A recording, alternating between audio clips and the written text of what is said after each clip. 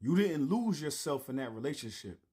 You found the parts of you that needed to come home.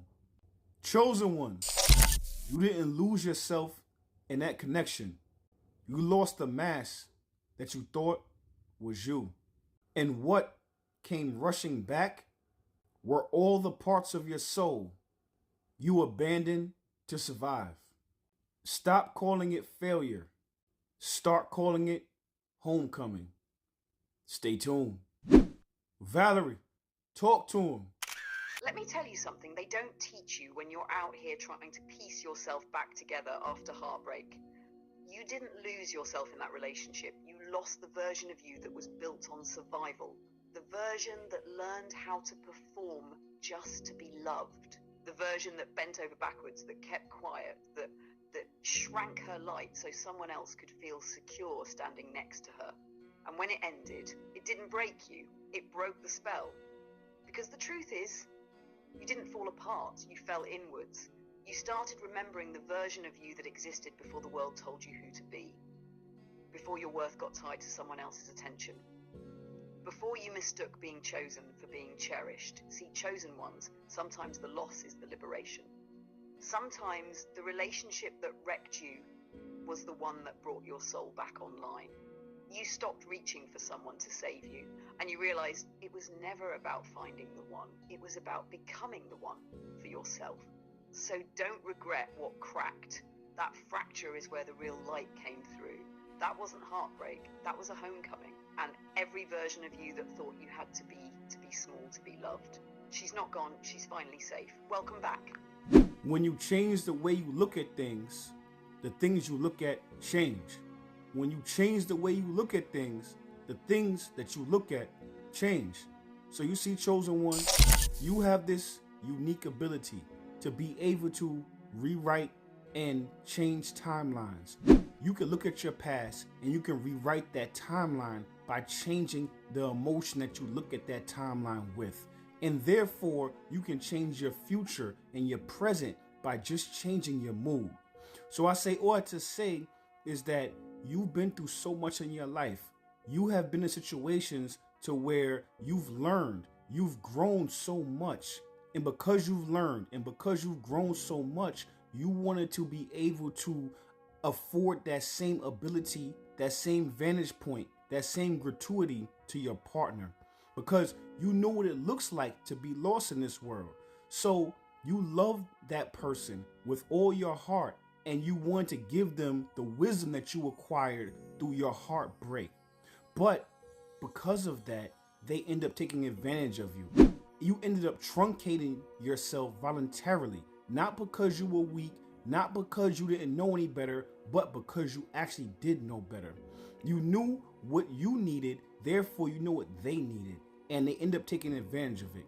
This is not a slight on you. This shows how much of a beautiful soul you are.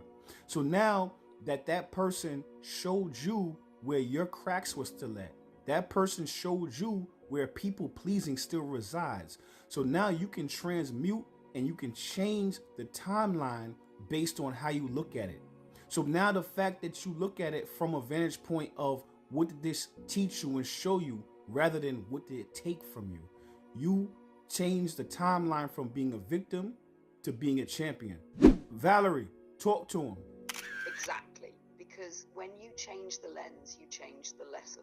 See, the Matrix trained you to replay pain like a movie, to loop the betrayal, the loss, the disappointment. But chosen ones, your mind isn't a prison, it's a projector. And when you shift the frame, when you feel the same memory through a higher frequency, you don't just reinterpret your past, you rewrite your destiny. You stop asking, why did they do that to me? And start asking, what did this awaken in me? Because every heartbreak that cracked you wide open wasn't just grief. It was guidance. It showed you where your boundaries were soft. It showed you where your love was loud, but your self-trust was quiet. It showed you where you abandoned yourself just to be understood by someone who didn't even understand themselves. But here's the part they don't tell you. When you finally look at your pain through the eyes of power, you collapse the old timeline. You alchemize it. You change the memory from a scar to a symbol, from a weight to a weapon. So no, you weren't too much. You weren't naive. You were a healer in disguise, hoping they'd rise with you. But now you know your heart is sacred, your wisdom is earned, and your story? That's not a tragedy, that's a transfiguration. You didn't get played, you got polished, you didn't break, you became. Now go back and rewrite it, not with blame, with brilliance. Let's fucking go. You turned heartbreak into heart make. You turned heartbreak into heart make. So you see, chosen one, you've had your heart broken so many times. And I know on the surface it looks as if it's a negative thing. But what it did was it gave you the ability to build yourself back stronger. You built yourself in a way that now you understand and you have empathy.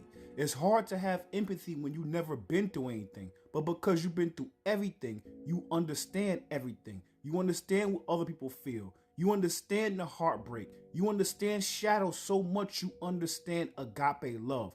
Because agape love is light. You cannot understand light without darkness. Now, because you understand both sides of the coin, you understand the shadow and you understand the light. Now that love that you have that you gave away to others and they might have abused, the beautiful thing is now you turn that love inward and you give yourself the love that you always wish you had. And something amazing happens now is that once you start giving that love to yourself, that love starts to radiate back to you tenfold. Valerie, talk to him. Oh yes, that's when everything shifts.